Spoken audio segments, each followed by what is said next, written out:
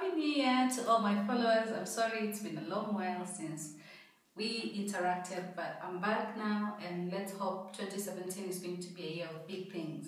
So for today's topic, to usher in the new year, I'd like us to talk about Cesarean section. So basically today I'm talking to our ladies, to our mothers, to my fellow women. So we all know what Cesarean section is. Most of you like calling it the short form CIS. So it's operative procedure to help delivering a child, and in most cases it's because, anyways, you can have it in two ways. One, because the woman preferred that as to be the mode of delivery, or two, it could be because you could not actually happen to have a normal delivery. So let's talk about it then. Today I'm just having a short small demo to just explain exactly the incision sites before I go to the advantages and disadvantages. So basically there are two types of incisions, or maybe types of cesarean section as you'd like to call it. My photos are not that good, but then this is the tummy, or you could say the abdomen. And for the abdominal incision, it's normally done somewhere like 2 centimeters above your pubic bone. So it's just somewhere below here.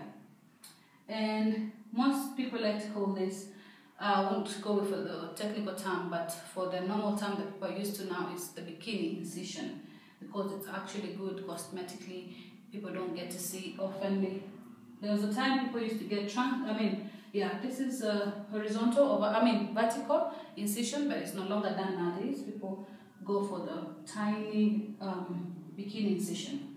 And then now, for the ones that would actually differentiate between the two types of CS, there's the lower segment incision and the classical CS. This was done, it's become obsolete now. It used to be done long back, where the incision would be done vertically at the fundal height, or the fundus of the uterus, just right there.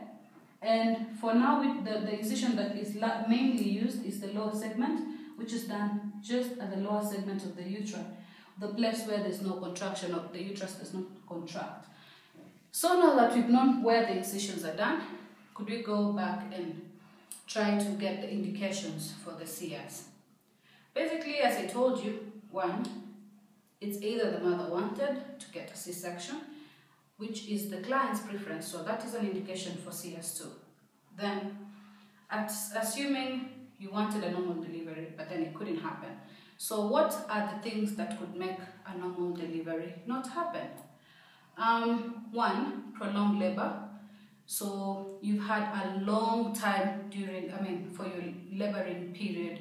Maybe it's been past 24 hours for the first time mothers, and it's really, really getting to you, you're tired, the baby's getting tired, we rush you for an emergency C-section. Two, or maybe the third now, because after the clients are. So the third one, either the child has shown signs that it's in distress. For an example, we call it meconium staining liquor, but for simple terms, you could just say the baby pooped in your stomach. So when we see that, it's because the fetus is in distress, so we have to remove the baby as fast as possible. The other thing, maybe you came in with severe preeclampsia. Preeclampsia is basically where you have high blood pressure, and in your urine there's glucose, and you have swollen feet, and you're even getting a bit of confusion. And also eclampsia is when now there's fits in addition to the things already mentioned before.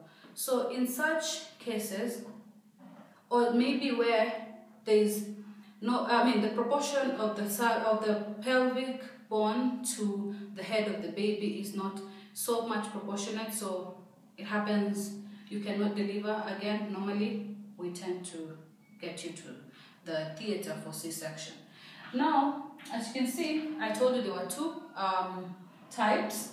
The one which has become obsolete, and the other one that is mainly used now. There are disadvantages and advantages of both situations. Of course, for the lower segment, it's good because it heals faster. it does not have much risk of getting infections or the risk of having to deal with so much pain at the end.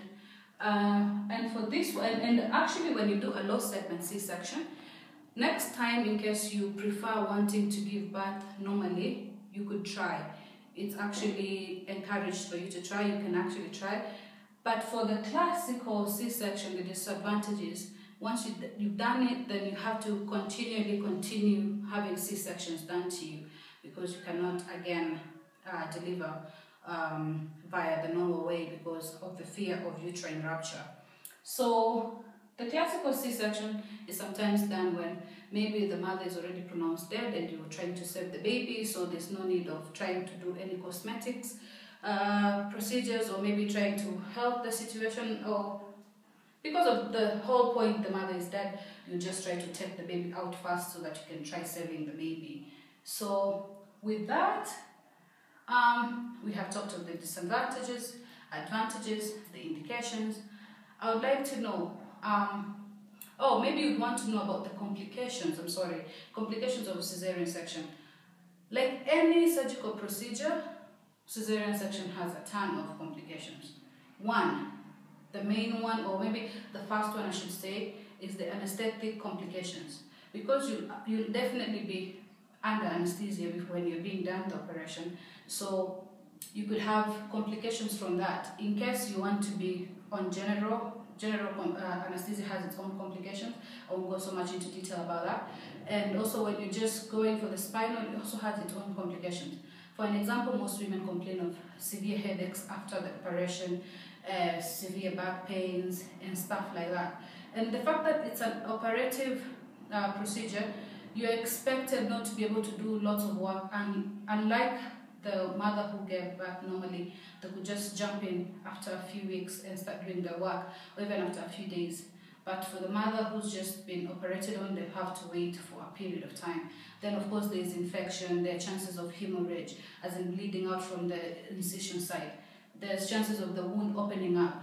So the complications are a spectrum of things that could happen. So that was it about cesarean section. I'm hoping you enjoyed, and I hope that questions will be coming in about it, because most of us nowadays like to try new stuff. Maybe we want to do an elective C-section. I would appreciate any comments, any questions regarding the topic I talked about today. And for any inquiries, you could always inbox me in my Facebook, or you could drop a comment here on YouTube, or even tweet me, whichever way you find suitable for you. So until next time, thanks, love and love, Dr. Sarah.